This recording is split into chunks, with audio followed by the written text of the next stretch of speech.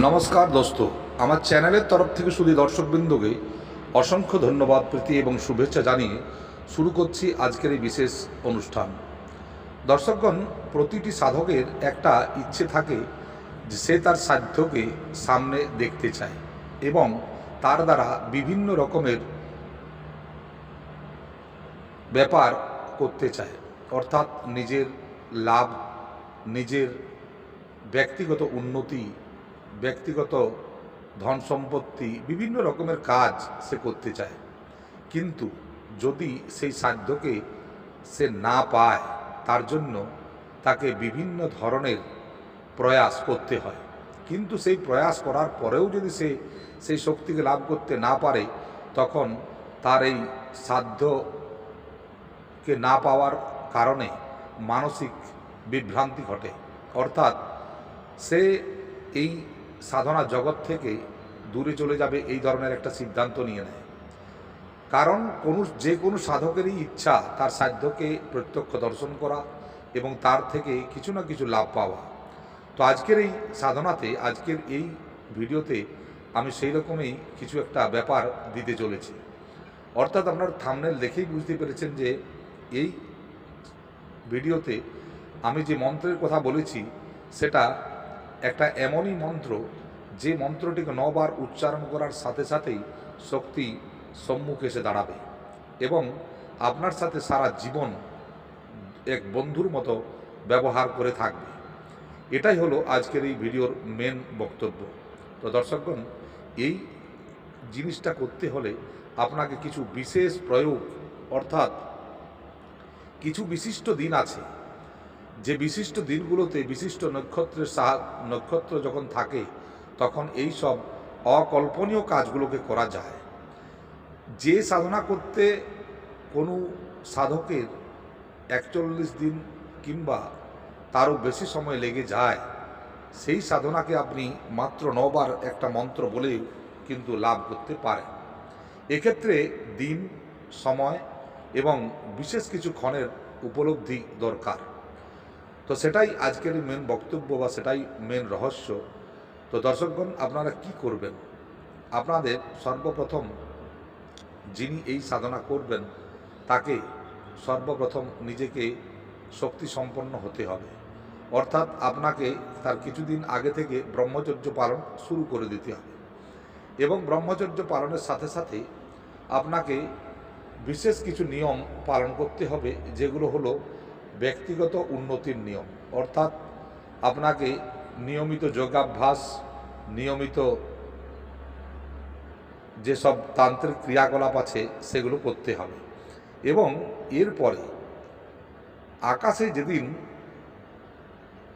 অমাবস্যা থাকবে এবং অমাবস্যার দিন যে 3টি নক্ষত্র আমি বলছি, সেই 3টি নক্ষত্রের মধ্যে যদি যে কোনো একটিও থাকে তাহলে আপনার এই কাজটি করা যাবে এবং এই নক্ষত্রটি আকাশে থাকতে হবে এমন সময়ে আপনাকে কিন্তু এই সাধনাটি করতে হবে। অর্থাৎ এই মন্ত্রটি, যে মন্ত্রটা আমি বলবো, সেই মন্ত্রটি 9 বার আপনাকে বলতে হবে।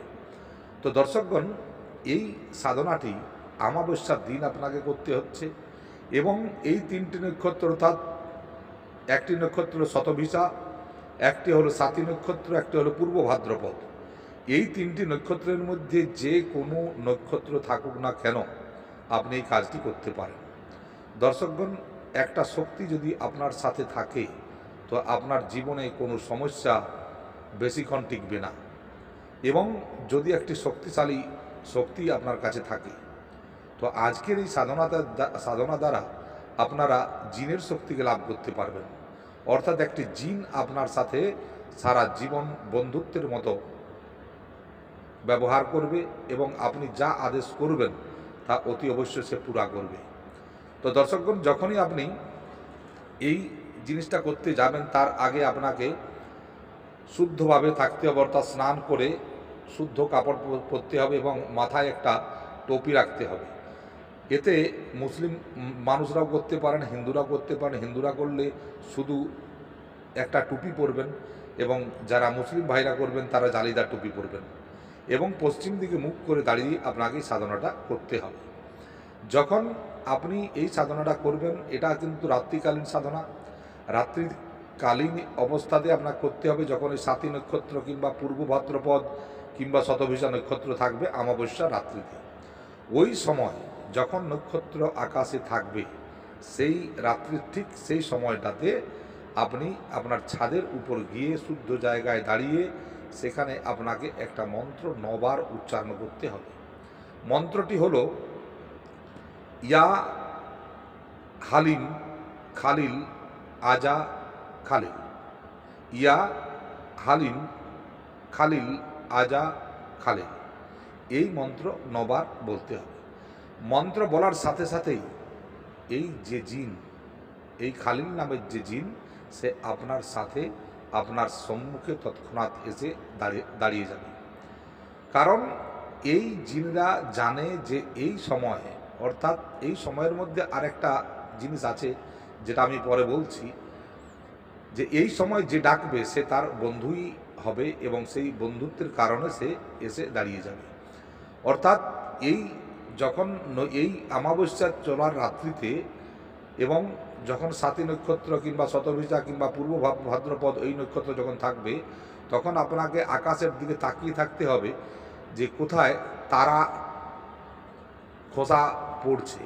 অর্থাৎ তারা খসে পড়ে, যে আমরা অনেক সময় দেখতে পারি উল্কাপিণ্ড যেটাকে আমরা বলছি, ওই তারা খসার দিকে আপনাকে চেয়ে থাকতে থাকতে এই মন্ত্রটা বলতে হবে, ইয়া হালিম খালিল আজা খালিল। এই মন্ত্র বলতে হবে।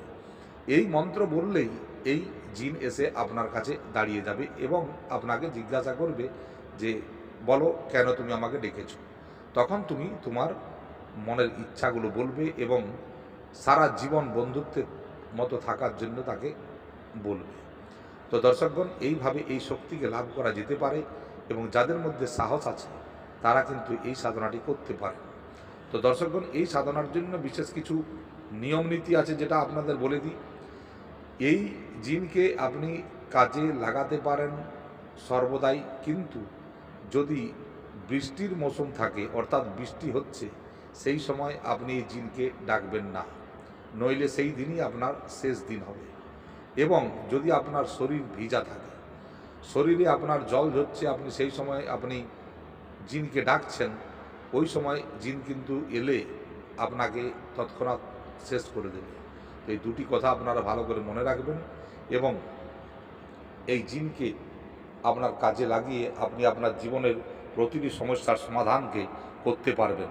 তো দর্শকগণ, এই সাধনাগুলো যাদের মনের জোর আছে, যাদের কলিজার দম আছে, তারাই করবেন, বেকার মানুষ করবেন না। কারণ কি, এইসব জিনিসগুলো মজাকের বিষয় নয় বা এইসব জিনিসগুলো কোনো ভেলকির বিষয় নয়। কোনো শক্তি এসে যখন দাঁড়ায় তখন অনেক ধরনের অসুবিধা ভোগ করতে হয় এবং যাদের নিজের মনের মধ্যে ভয় আছে, ভীতি আছে, তারা কিন্তু এই সাধনা থেকে দূরে থাকবেন। তো দর্শকগণ, এইভাবে আপনারা এই সাধনাটি করবেন এবং যারা করবেন তারা অতি অবশ্যই আমাকে জানাবেন। যদি করেছেন বা করতে চান, আমি অতি অবশ্যই আমার পুরো সহযোগিতা আপনাদের উপর করব। তো দর্শকগণ, ভালো থাকবেন, সুস্থ থাকবেন এবং আপনারা এই সাধনাটি করে উপকৃত হন, এটাই আমি চাই। এই সাধনাতে কোনো তন্ত্র মন্ত্র কাজ করে না বা দরকার হয় না, স্রেফ সময় এবং ওই বিশিষ্ট ক্ষণটিকে আপনাকে ধরে কাজটি করতে হবে, তাহলেই কাজ হয়ে যাবে। জয় তারা।